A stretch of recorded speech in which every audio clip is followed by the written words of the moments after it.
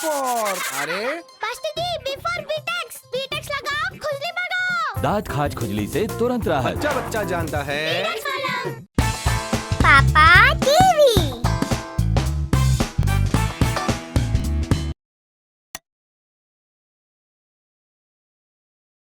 यहाँ नागराज रुद्र और नागरानी मनसा सोच रहे थे कि वो कैसे गरुड़ राक्षसों का पता लगाएंगे, और वहाँ गरुड़ राक्षस इंसान का शिकार करने की फिराक में थे। तारक और तारिका अपने गरुड़ रूप में जंगल में घूम रहे थे कि अचानक उनका ध्यान विभा पर गया, जो अकेले जंगल से गांव की ओर बढ़ रही थी। क्या तुम भी वही देख रहे हो जो मैं देख रही हूँ? हाँ, मुझे उस औरत में अपना शिकार दिख रहा है। फिर देर किस बात की, चलो। तारक और तारिका ने विभा पर हमला कर दिया। जब विभा ने गरुड़ राक्षसों को देखा तो वो जोर से चीखी, बचाओ बचाओ, और उसकी आवाज जीवन के कानों तक पहुंची, जो उस वक्त जंगल में ही था। तारक और तारिका विभा पर झपट पड़े और पल भर में विभा का पूरा शरीर खून खून हो गया और फिर वो दोनों उसका मांस खाने लगे। पर तभी जीवन वहां आ गया।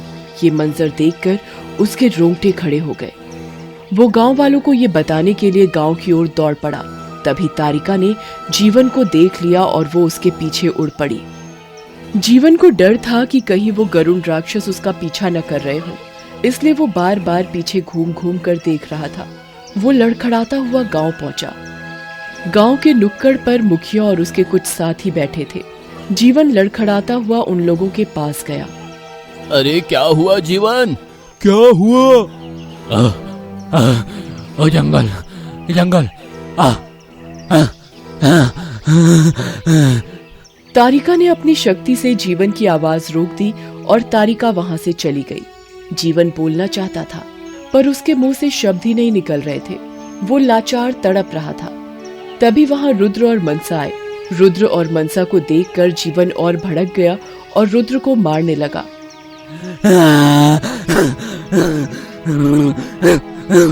मुखिया और गांव वालों ने जीवन को रोका। रुद्र समझ गया कुछ तो गड़बड़ है। शायद ये कुछ बोलना चाहता है पर बोल नहीं पा रहा है। हाँ, कब से बस चिल्ला रहा है। मैं इसकी मदद कर सकता हूँ। एक काम करो, नीचे झुककर जमीन पे अपने पैर को छुओ। जीवन नीचे झुक गया। रुद्र ने जोर से उसकी पीठ पर मारा और अपनी शक्ति से उसका गला खोल दिया। विभा! विभा! गरुड़ राक्षसों ने विभा को मार दिया। अरे क्या बकवास कर रहा है? मेरी विभा को मार दिया।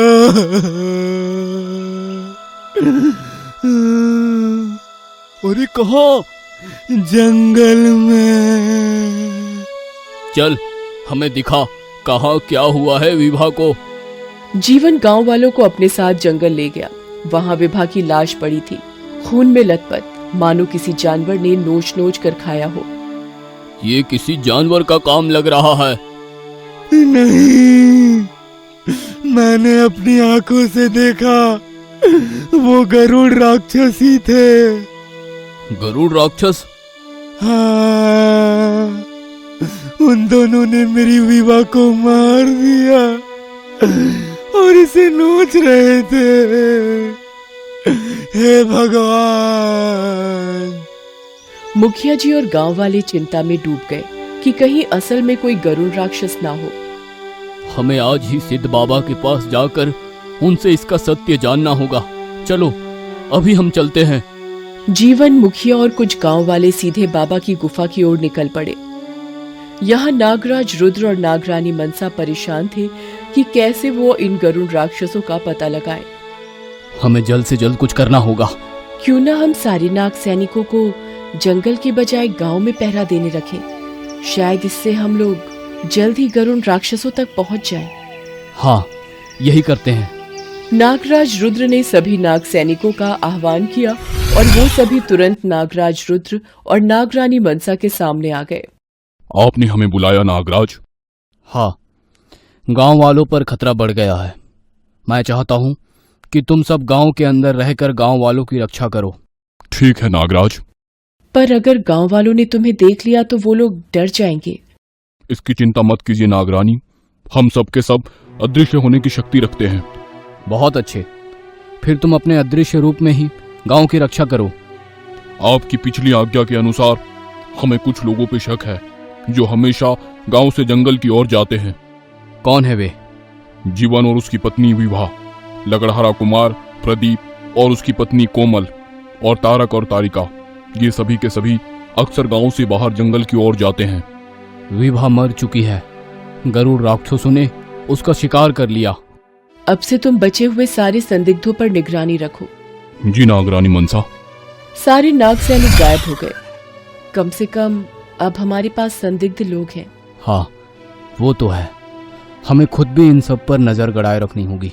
हाँ, मुखिया जी और गांव वाले सीधे बाबा की गुफा में पहुंच गए। वहां बाबा जी अपनी साधना में लीन थे। बाबा, जीवन का कहना है कि उसकी पत्नी को गरुड़ राक्षसों ने मार दिया।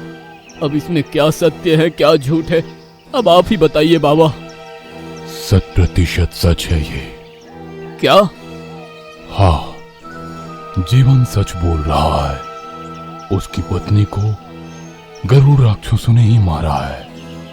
हे भगवान, मतलब गांव वालों पर गरुड़ राक्षसों का खतरा मंडरा रहा है। हाँ, पर तुम फिक्र मत करो, तुम्हारी रक्षा के लिए वहां वो दोनों है। वो दोनों तुम्हारे गांव को उन गरुड़ राक्षसों से आजाद करेंगे। कौन दोनों बाबा? वही जो नागमणि के रक्षक है, नागराज और नागरानी। मतलब हमारे गांव में नाग भी है? हाँ, पर वो लोग तुम्हें कोई हानि नहीं पहुंचाएंगे। वो तो तुम सबकी भलाई चाहते हैं और उनकी नाग सेना तुम गांव वालों की रक्षा करेगी। मैंने कहा था ना गांव में नाग है, पर आपने मेरी बात नहीं मानी। जो हो गया उसको तो बदल नहीं सकते, पर आगे तुम लोगों को कुछ हानि नहीं होगी, इसका आश्वासन है मुझे। ठीक है बाबा जी। गांव लौट जाओ और गांव वालों को आदेश दो कि कोई भी जंगल की ओर ना जाए। आयुष्मान भव, भगवान तुम्हारे साथ हो। सिद्ध बाबा की गुफा के बाहर निकलकर मुखिया जी बाकी गांव वालों से बातें करने लगे। ये सब जो हमने अभी सुना, ये सब हम गांव वालों को नहीं बता सकते। हमें उन्हें सारा सत्य नहीं बताना है, हम बस उन्हें जंगल में ना जाने की हिदायत देंगे। पर ऐसा क्यों मुखिया जी? क्योंकि हर कोई नाग और गरुड़ से डरता है और कहीं अपने डर में वो खुद को हानि ना पहुंचा ले। इसलिए यही सही है कि ये सत्य हम अपने आप तक ही रखेंगे।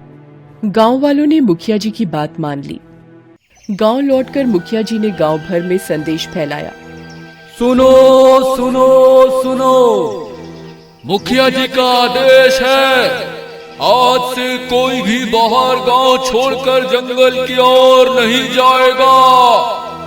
अगर कोई गया तो वो अपनी मृत्यु का खुद जिम्मेदार होगा। सुनो सुनो सुनो, जंगल ना जाए।